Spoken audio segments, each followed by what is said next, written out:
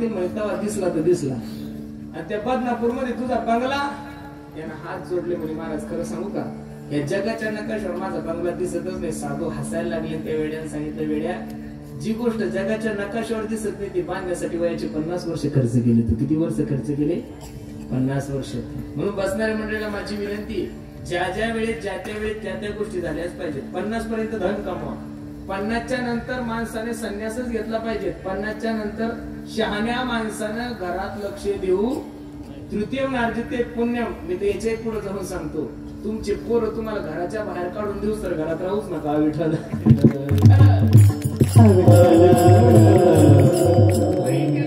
दशरथाचा एक केस पांढरा झाल्यानंतर दशरथाने प्रभू रामचंद्राला रामगादी दिली. आपलं टक्कल पडलं तरी घर सोडत नाही. आपण घरचे म्हणतात व्हायला घेऊ तरी हे घर सोडत नाहीये. आणि या 3 अवस्थेमध्ये जर या 3 गोष्टी नाही घडल्या तर चतुर्थम किम करिष्यसि म्हणजे ज्ञानही अवघड आहे, योगही अवघड आहे, कर्मकांडही अवघड आहे. मग महाराजा कलियुगामध्ये सोपं काय लक्ष देऊ नाही का? यत् फलम नास्ति तत्सान योगिने समाधिनः तत्फलम लभ्यते सम्यक् कलौत हरी कीर्तनात. या कलियुगामध्ये सोपं साधन भगवंताचं चिंतन महाराज सांगतात. कलियुग केवल नाम आधारा सुमिर सुमिर नर उतरही पारा. कधी देवाचं चिंतन करणार आहे तुम्ही? अगदी थोडा आयुष्य तुम्हाला आणि मला. अल्पायुष्य मानव देह शतकरीले ते अर्धरात्र खाय मध्ये बालत्व पीडा रोग क्षय काय भजनाशी उरले ते पाहिजे. पहिलं तर 100 वर्षाचं आयुष्य तुम्हाला मला किती दादा? 100 मधले 50 तर झोपीतच गेले. खाली किती राहिले? 50 मध्ये 10 वर्ष बालपणात गेले. खाली किती राहिले? 40 मध्ये 20 वर्ष शिक्षणात गेले. खाली किती राहिले? शिक्षण झालं नोकऱ्या नाही त्याच्यामुळे 5 वर्ष कोणी पुरीच दे 5 वर्ष पुरी पाण्यातच गेली. प्रत्येक गावात 400 पोरं पडू नये महाराज. उपकार आहे आपले की आपण कोरोनाच्या काळामध्ये सापडलो नाही. हे 10-12 जण नाही तर कीर्तन बंधन धोत्रावर मानल्यावर आपल्याला संन्यासच घेणं होता. आपण मागच्या फळीत सुटलो. बरं झालं तेवढं तरी देवाचे उपकार आहे. 15 वर्ष राहिले तुमच्याकडे. त्या 15 वर्षात 3 वर्ष कोरोनात गेले.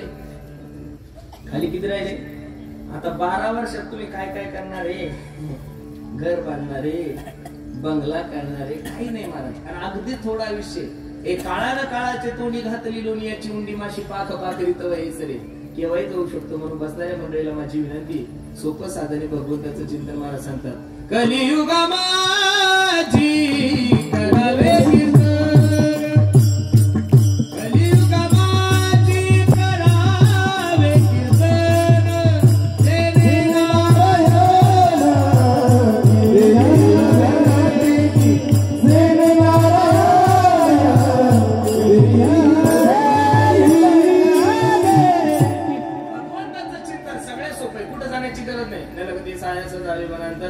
कामामध्ये काम काही म्हणा राम राम जाईल भवश्रम सुख होईल दुःखाची कवाई म्हणा. हरी बोला देता हरी बोला घेता उठता बैसता हरी बोला. देवाचं चिंतन म्हणजे पेढा आहे महाराज. देवाचं चिंतन म्हणजे काय? पेढा आहे. पेढा रागात जरी खाल्ला तरी गोडच आहे. पेढा रडत रडत जरी खाल्ला तरी गोडच आहे. पेढा झोपेत जरी खाल्ला तरी हरी बोला भांडता हरी बोला सर्व कार्य करिता आणि वेळ आहे तोपर्यंत. तुम्ही सर्व मंडळी भाग्यवान आहे महाराज. तुम्ही ह्या रामनवमीला जिवंत आहे असं समजा. देवाने तुमच्यावर केले उपकारच. तुम्ही सगळ्यांनी देवाचा आता हनुमान जयंती आली आता 2-3 दिवसानं. उद्या का परवा दिवशीची तुम्ही सकाळी उठल्यानंतर हनुमंतराय समोरचा नाक रगडा. देवाने उपकार केले तुमच्यावर की तुम्हाला मला एवढ्या ह्या वातावरणामध्ये जिवंत ठेवलं. नाही तर उन्हाळ्याच्या दिवसात जसे लिंबाच्या लिंबुळ्या पडतात ना टप टप टप टप टप टप त्याच्यापेक्षा जास्त लोक मेलेले. मग अशाही परिस्थितीमध्ये देवाने तुम्हाला जिवंत ठेवलं. कशासाठी? धुळे पोरण्यासाठी नाही, राजकारण करण्यासाठी नाही. आता फक्त उर्वरित आयुष्य देवाचं चिंतन करायचं. उरले ते हरी. मग आता आहे त्या वेळेमध्ये देवाचं चिंतन करणार. बाबा सांगतात करा रे बापानो साधन हरीचे. करा रे बापानो साधन हरीचे. करा रे बापानो साधन हरीचे. करा रे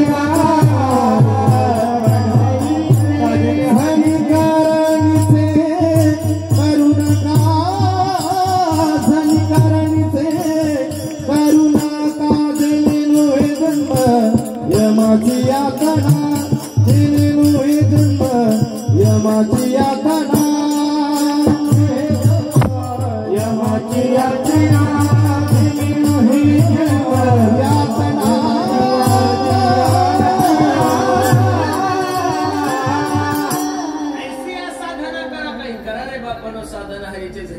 नीचे करू नका. प्रत्येक गोष्टीसाठी वेळ आहे महाराज. आणि सांगू का महाराज तुम्हाला, एक लक्ष देऊन कीर्तन ऐका माझं, थोडं लक्ष द्या, ऐका. जीवनामध्ये बाकीसाठी नाही वेळ देता आला तरी चालेल, पण माझ्या देवासाठी वेळ द्या. कारण तुम्ही जर त्याच्यासाठी वेळ द्याल तर तो तुमच्यासाठी नक्कीच वेळ देईल बरं महाराज. काही नाही, तुम्ही कितीही काही श्रीमंत असू द्या, कितीही मोठं पद असू द्या, काही असू द्या, लगेच विसरतात महाराज लोक. तुम्ही किती जरी चांगलं काम केलं, खरं सांगा आता आम्ही किती चांगलं कीर्तन केलं, निवृत्तीवर तुम्ही किती चांगला टोका वाजवला, तुम्ही किती चांगलं गायन केलं, तर भारतरत्न पुरस्कार भेटेल का आपल्याला? नाही भेटू शकत महाराज. ज्या मायमाऊलीला भारतरत्न पुरस्कार होता, जिनं 50,000 गाणे गायले होते, आपल्याला 4 चाल सोडले तर 5वी चाल येत नाही महाराज. तिने 50,000 गाणे प्रत्येक वेगळ्या वेगळ्या रागात गायलेले, प्रत्येक भाषेत गायलेले. त्या मायमाऊलीचं नाव लता मंगेशकर. काय भारतानं तिला भारतरत्न पुरस्कार दिला. फक्त एवढंच तुम्हाला सांगायचं, ती मायमाऊली गेल्यानंतर सुद्धा ती एकच दिवस फक्त लोकांचं स्टेटस होतं. एवढं जरी तुम्हाला कळलं तरी खूप झालं. आपलं स्टेटसच काय म्हणायचं, आपल्याला बायको लवकर चहा करून देत नाही, हे स्टेटस आहे आपलं. आपलं वजनच काय म्हणून विचार नका करू. लोक तुम्ही असं यातंद्रीत जगूच नका की तुमच्या वाचून काही चाललं, अजिबात नाही. ही भ्रम काढून टाका. तुम्ही एवढे हुशार लोक, तुम्ही 2 वर्ष बिना देवाचे जगले तर माणसाच्या अवकात काय महाराज. 2 वर्ष बिना वारीचे जगले तुम्ही, 2 वर्ष बिना मंदिराचे जगले, 2 वर्ष बिना टाळाचे जगले, 2 वर्ष बिना कीर्तनाचे जगले. 2 वर्ष जर मनुष्य बिना देवाचं जगू शकतो तर माणूस काहीच नाही महाराज. तुमच्या वाचून या जगात काहीच राहिलं नाही. मी आता या क्षणाला लगेच जरी मेलो तरी काळजी करू नका. राहिलेलं कीर्तन कोणीतरी यातलं उभं राहून पूर्ण करू शकतो महाराज. काय राहिलं, हे पूर्वीचे म्हातारे म्हणायचे इंदिरा गांधी गेल्या भारताचं काय होत. काय झालं, इंदिरा गांधी गेली तर सोनिया आलीच ना का, भारत बंद पडला का? नाही नाही नाही, सोनिया गांधी गेले, मोदी साहेब आले, उद्या तेही गेले तर कोणीतरी येणार आहे. ज्याच्यात नित्य बदल होतो, जिथं कोणा वाचून काही राहत नाही त्याला जग म्हणतात. एखादा माणसाचा ऍक्सिडेंट झाला ना आणि त्याच्या पीएम ला जर 4 तास वेळ असला तर पाहुणे मंडळी काय म्हणतात, पहिलं बेसन भाकर खाऊन घ्या मग बोंबलू. तशी बोंबलत गेली लोक. हा जगाचा नियम आहे. तुमच्या वाचून काहीच राहत नाहीये.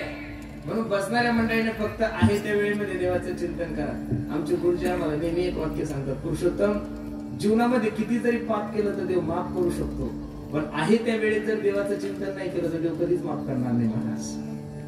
तुम्ही काय पाप करून करणार आहे? वाल्या पळा इतकं पाप करणार आहे का? त्याने इतके माणसं मारले होते की माणूस मेला की दगड उचलायचा नाद टाकायचा, असे 7 राजन भरले होते. एवढे माणसं मारू शकतात? अजिबात नाही. वे विचार तरी करून काय वे विचार करणार आहे महाराज आपण? आज्या मेळ्याने वेश्ये सोबत लग्न केलं होतं, तिच्यापासून 9 मुलं झाली होती. एवढा मी विचार आपल्या बापाकडून बी शक्य नाहीये. तरी सुद्धा या लोकांचा उद्धार झाला. यांनी फक्त एवढंच केलं, देवाचं चिंतन केलं. आणि ते देवाचं चिंतन करण्यासाठी तुम्हाला कुठं जाण्याची गरज नाही. सर्व साधू संतांनी तुमच्या घरी आणून दिले महाराज. करा रे बापानो, विठ्ठल विठ्ठल म्हणा वेळोवेळा. हा सुख सोहळा देवाचं चिंतन करण्यासाठी तुकोबऱ्यासारख्या महात्म्याने आपल्या पाया पडावं. विनपितो सकळ जना कर जोडून थोर लहाना दान तुले द्या माझं दिना म्हणे तुके या बंधू राम म्हणा. बाकी काहीच अपेक्षा नव्हती माझ्या तुकोबऱ्याची. राम राम स्मरा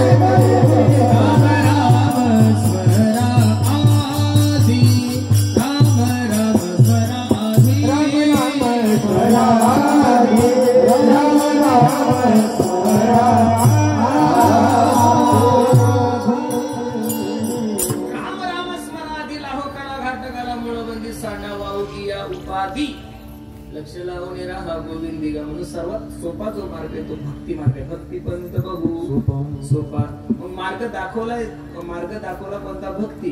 आणि दाखवला कोणी? निवृत्ती ज्ञानदेव सोपान मुक्ताबाई एकनाथ रामदेव. खरं सांगू का महाराज, मी बसणाऱ्या सर्व मंडळीला विनंती करेन, लोक आम्हाला कधी कधी बोलताना बोलतात, मी तर एका वाक्यात सांगतो, ज्ञानोबराय तुकोबराय सोडून तुम्ही लोकांना दुसऱ्याला साधू म्हणलंच नाही पाहिजेत महाराज. मी तर याच्याही पुढे जाऊन सांगतो, ज्ञानोबराय तुकोबराय सोडून तुम्ही दुसऱ्याला महाराज सुद्धा म्हणू नका महाराज. तुम्ही ज्ञानोबरात तुकोवर विश्वास ठेवा, तुमच्या जीवनात कधीच फजिती होणार नाही. तुम्ही कोणत्याही वचना दिला तर त्यांना काही कुठाने गेले लोक म्हणतात महाराज आता बुवा लोक बिघडले. बुवा लोक बिघडतच नाही, तुम्ही बिघडलेल्या बुवा लोकांच्या नादी लागले. बुवा लोक कशी बिघडतील? तुम्ही ज्ञानोबरात तुकोबरात सोडून दुसऱ्या साधू म्हणता कशाला? या महाराष्ट्रात दोनच महाराज आहेत, ज्ञानेश्वर महाराज आणि तुकाराम महाराज. आम्हाला तुम्ही महाराज म्हणू नका, आम्हाला डायरेक्ट बुवा म्हणा. बुवा पुरुषोत्तम बुवा दादा महाराज म्हणूच नका, बुवा म्हणा. निवृत्ती बुवाच म्हणा ना. बुवाच शब्द आहे. आमच्या जोग महाराज संस्थेमध्ये अजून सुद्धा मोठे बुवा, पुरेकर बुवा, विष्णू बुवा जोगच म्हणत होते. विष्णू बाबा म्हणत नव्हते, विष्णू बाबा ही परंपरा आहे. वैद्य बाबा जिवंत असताना त्यांना त्यांच्या समोर कोणी महाराज म्हणजे आवडत नव्हतं. ते फक्त ज्ञानेश्वर महाराजांना महाराज आणि तुकाराम महाराजांना महाराज म्हणतात. म्हणून खरं सांगू का, जीवनामध्ये दोन गोष्टी खूप महत्वाच्या, एक पंथ आणि दुसरा मार्ग. आता काय झालंय, पंथालाही उत आलाय आणि संतांचा तर विचारच करू नका. संतांच्या नावाखाली जंतच लय झाले माणूस. लोकांची मानसिकता अशी झाली, ज्याची सगळ्यात मोठी दाढी तो सगळ्यात मोठा बाबा, ज्याची सगळ्यात मोठी गाडी तो सगळ्यात मोठा बाबा. तुम्ही चेक करून पहा युट्यूब, जेवढे दाढीवाले आत तेवढे बिना दाढीवाले अजिबात नाही. दाढी गाडी हे बुवाबाजीचे लक्षणच नाही. त्याची संत ज्यांचा हे नेनती काही ताना टोना नामस्मरणा वाचून या संत तोची जाना जगी दया क्षमा त्याची अंगी. म्हणून जीवनामध्ये ज्ञानोबरात तुकोबराच्या पंथाने गेले, त्या पंथाचं अनुकरण जर तुम्ही केलं तर कोणत्याही प्रकारचं तुम्हाला अडचण निर्माण होणार. तेरीची पदे चालू जाता, तेरीची पदे चालू जाता.